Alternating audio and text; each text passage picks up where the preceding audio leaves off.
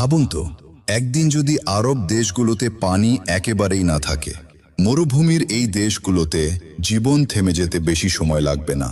খেজুরের বাগান শুকিয়ে যাবে, উট আর পশুগুলো তৃষ্ণায় কষ্ট পাবে, মানুষের ঘরে ঘরে শুরু হবে পানির জন্য হাহাকার। আজ আমরা দেখছি আরব দেশগুলোতে গরম আগের চেয়ে অনেক বেশি বাড়ছে। অনেক জায়গায় প্রাকৃতিক পানির উৎস খুবই কম, তাই সমুদ্রের পানি বিশুদ্ধ করে পানির ব্যবস্থা করা হচ্ছে, কারণ মরুভূমির দেশে বৃষ্টি খুবই কম হয়। ভাবুন তো, যদি একদিন এই পানির ব্যবস্থাও বন্ধ হয়ে যায়, তাহলে শহরের বড় বড় বিল্ডিং থাকবে ঠিকই, কিন্তু এক ফোঁটা পানির জন্য মানুষ লাইনে দাঁড়াবে ঘন্টার পর ঘন্টা। কৃষি বন্ধ হয়ে যাবে, খাবারের সংকট দেখা দেবে, আর গরম মরুভূমিতে পানি ছাড়া বেঁচে থাকা প্রায় অসম্ভব হয়ে যাবে। তাই মনে রাখুন, পানি আল্লাহর সবচেয়ে বড় নিয়ামতগুলোর একটি। এমন ভিডিও পেতে চ্যানেলটি ফলো এবং সাবস্ক্রাইব করুন।